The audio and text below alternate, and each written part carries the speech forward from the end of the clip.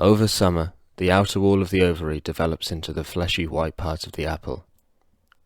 The inner wall of the ovary becomes the apple core around the seeds. The apples grow larger and gradually change color, while the tree produces new growth.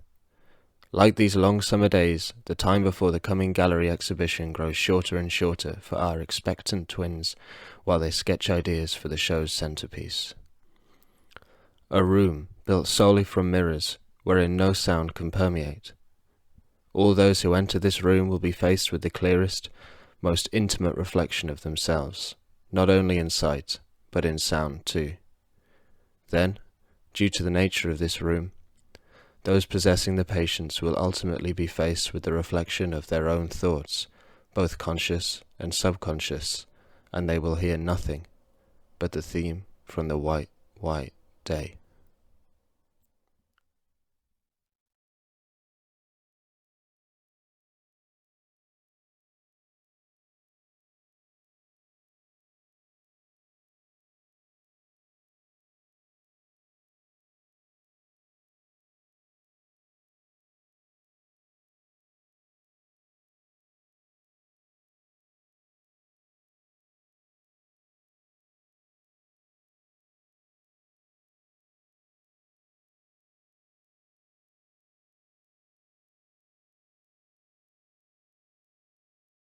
Meanwhile, Proust lulls in the remembrance of his estranged spouse, her gap-year-esque roamings of the Atacama Desert, still buzzing from those dizzying pearls of French cheese and hot Peruvian sand.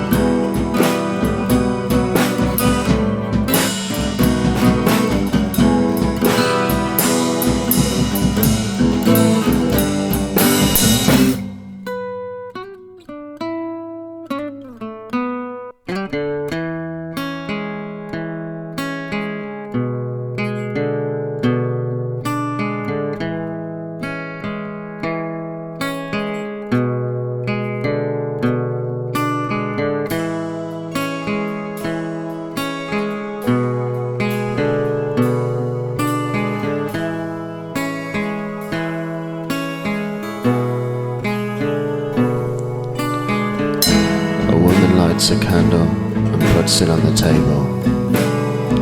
She sees her son, just 11 or 12.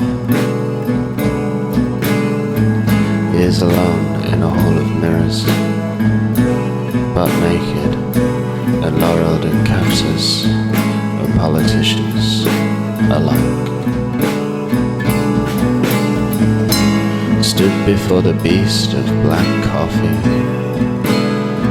San Pedro Café, movement reprised. Or was it just hallucinations? A melody lusted in the greens of her eyes. It's hard to say.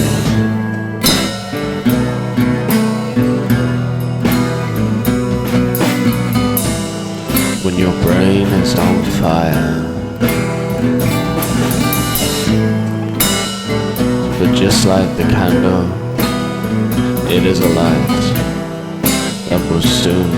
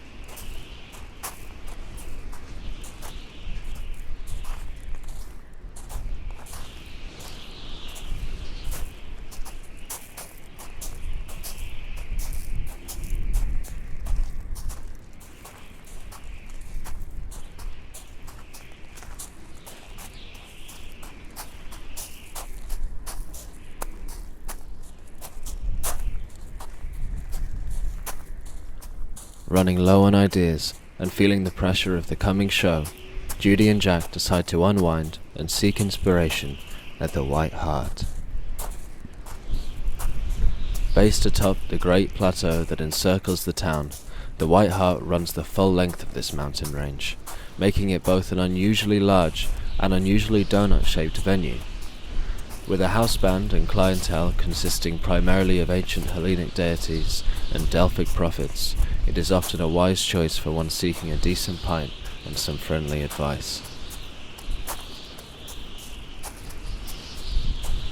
So we're going in the room now.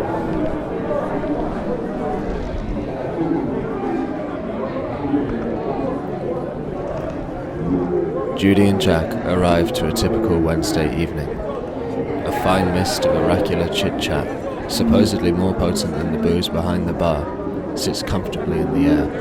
The band, having recently arrived, unpack and diligently set up their equipment at the back, whilst Proust is sat near the bar discussing his latest literary project to a seemingly disinterested man in a winged hat. Noticing the necessity of an intervention, the twins swiftly navigate their way through the crowd to join their honorary father at the bar. What? It's nothing to do with Ulysses. Let go of Ulysses.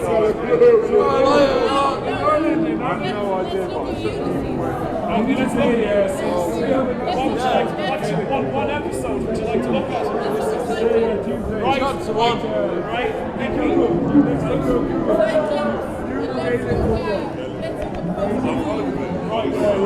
Well, I will offer, right? Steve, do you know Benedict Anderson, Imagine Communities? No, right.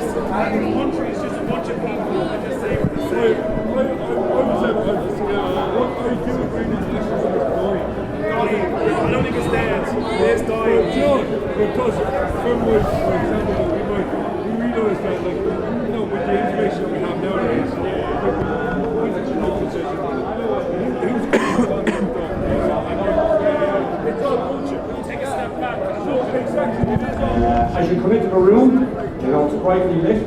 It's just designed to heighten your senses.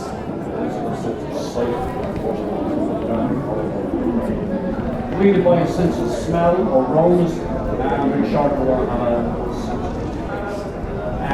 called the White Room, for reasons. We have 4 pods here, they're all different. Moving on to the literature now. Question 33. Which biblical characters are also the main characters in Milton's Paradise? Oh no, that's one of the flags. Which biblical characters are also the main characters in Milton's Paradise? The red cover, like the Paradise.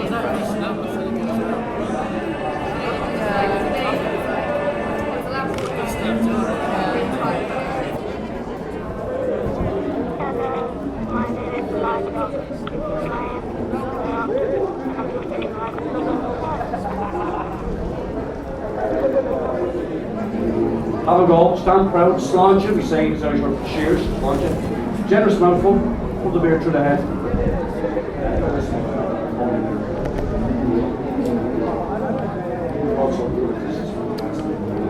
So, what we're going to see when we pick up maybe a little bit of sweetness at the front. Initially, when that fits your tongue, a little sweet, possible. But more on the sides here, a little bit of coffee. At the time, he was with this girl. I was with my girlfriend at the time. And we both decided that we'd lose virginity on the same night. So, this shows us for a moment. So like few heartbeats. I'm a romantic cunt, right? So I stick on barbecue on the stove. I get a whole stick of incense. I like that.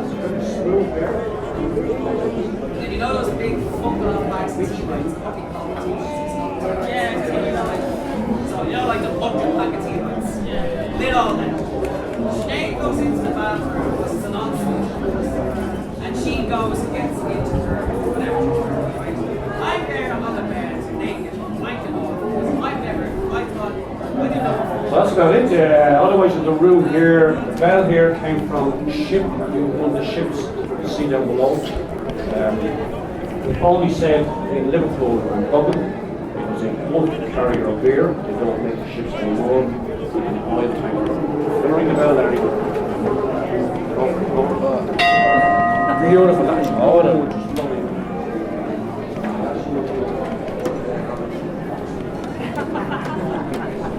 I'll ring the bell.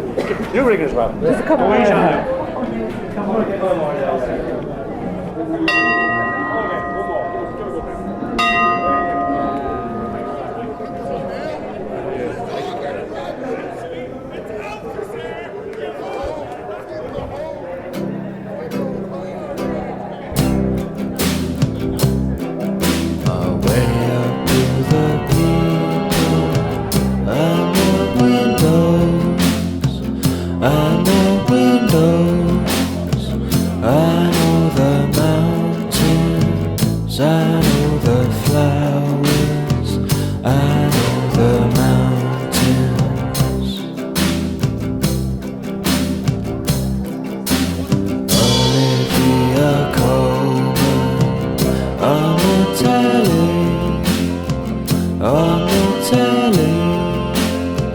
Go to the art show, look at the pictures we won't remember.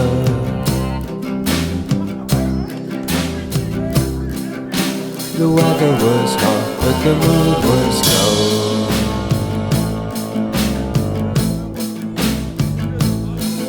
or so it seemed.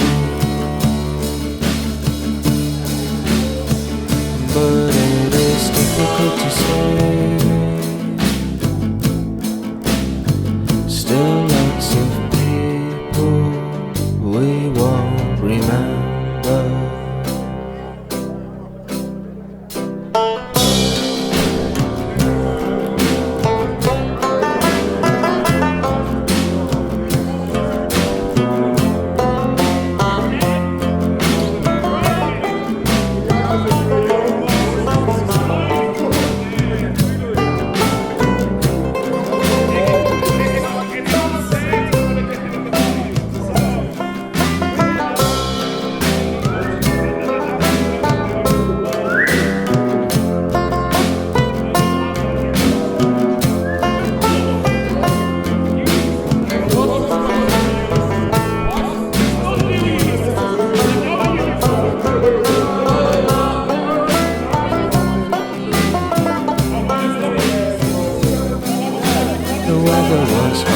The mood was low, or so it seemed. But it is difficult to say, or at least that's how it felt at the time. But it is difficult to say. Still lots of people who are alone.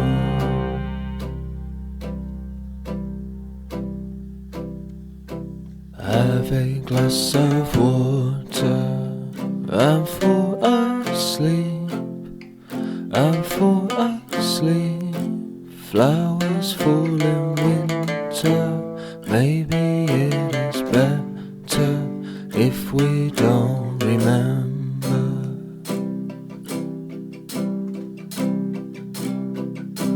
Used to think the cure here was bread and wine, was bread and wine. I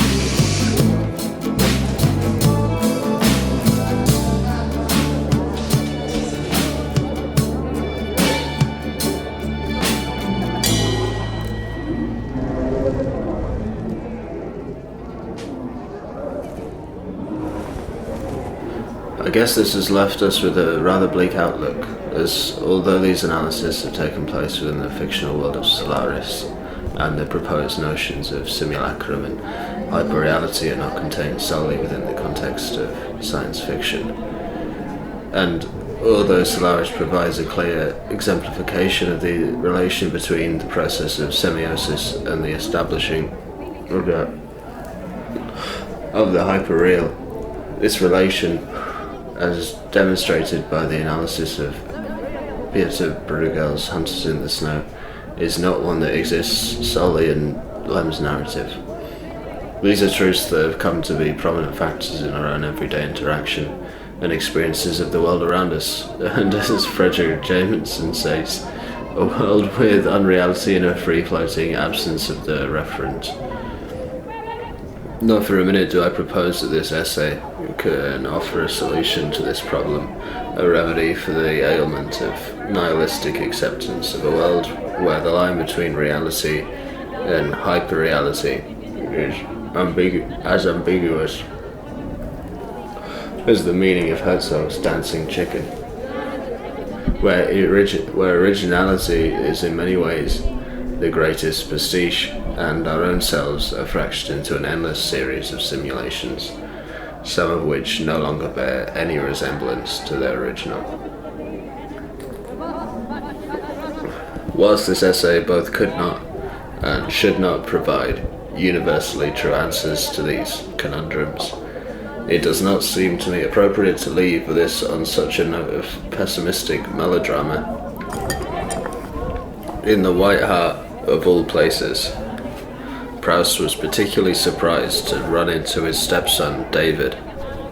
Despite their relationship being tenuous at best, they spoke eagerly and with a warmth that conveyed an easy, untroubled past. His stepson was talking in detail about his escapades in the city. The birds were throwing themselves into the earth, invading the homeowner's privacy and compromising the foundations. They knew it was time to go back in. But David clearly had not got the message. He was just spreading his wings, and call it intuition or ignorance, he was gonna learn how to fly.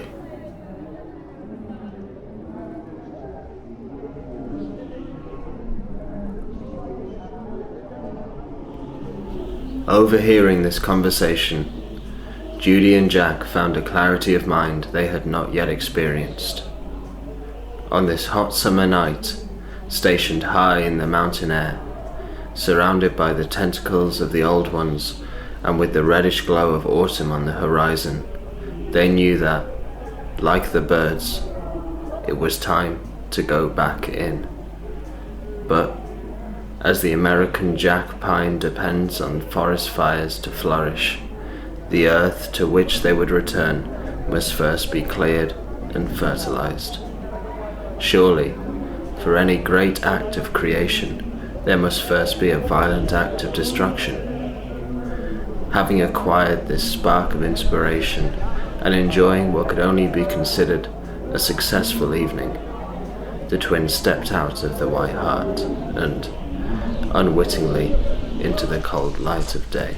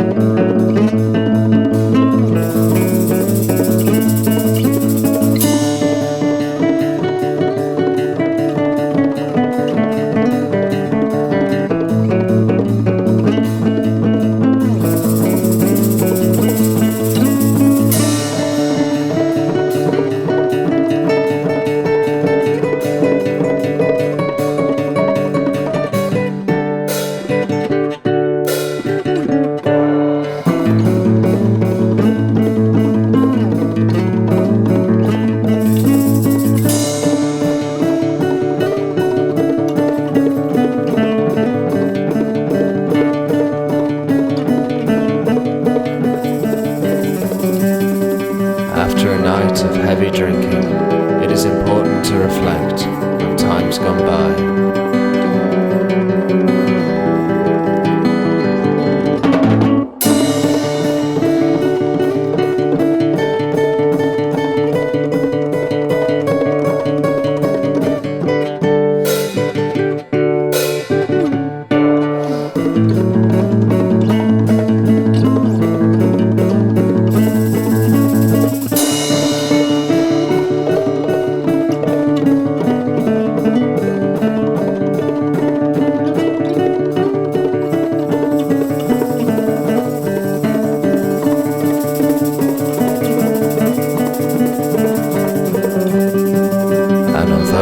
Was enjoying his new life, he couldn't help but feel he'd forgotten something.